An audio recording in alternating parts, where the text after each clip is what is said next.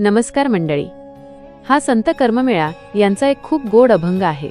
जसं एखाद्या लहान मुलाला आईच्या कुशीत जेवढं सुरक्षित आणि शांत वाटतं, तसंच संत कर्ममेळा महाराज म्हणत आहेत की माझ्या मनात आता दुसरी कोणतीही इच्छा किंवा हट्ट उरलेला नाही.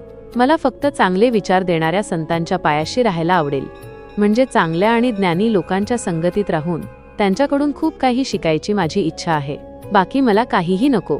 आपण नेहमी मला हे पाहिजे ते पाहिजे असा हट्ट करतो, पण खरी शांतता आणि आनंद आपल्याला चांगल्या लोकांसोबत राहिल्याने मिळतो.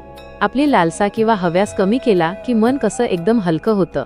चांगले विचार हीच आपली खरी संपत्ती आहे, हे यातून शिकायला मिळतं. आजकाल आपण सगळेच इकडे तिकडे धावत असतो. कधी जास्त पैसे तर कधी जास्त प्रसिद्धी मिळवण्याच्या मागे आपण लागतो, पण या शर्यतीत आपण स्वतःला विसरतो. या ओळी तरुणांना सांगतात की योग्य आदर्श निवडा. जे लोक खरंच चांगले आहेत, ज्यांचे विचार शुद्ध आहेत, अशा लोकांशी मैत्री करा. त्यांच्याकडून चांगले गुण घ्या आणि आपले मन शांत ठेवायला शिका. समजा एका छोट्या मुलाला खूप महागडी खेळणी दिली, पण त्याला त्यात आनंद मिळत नाही. त्याला फक्त त्याच्या आईबाबांसोबत वेळ घालवायचा असतो, तिथेच त्याला खरे सुख मिळते. किंवा आजच्या जगात एखाद्या तरुणाचे उदाहरण घेऊ. एका तरुणाला खूप मोठा पगार असलेली पण खूप ताणतणाव असलेली नोकरी मिळते, पण तो ती सोडून देतो आणि एखाद्या सामाजिक संस्थेत काम करायला लागतो.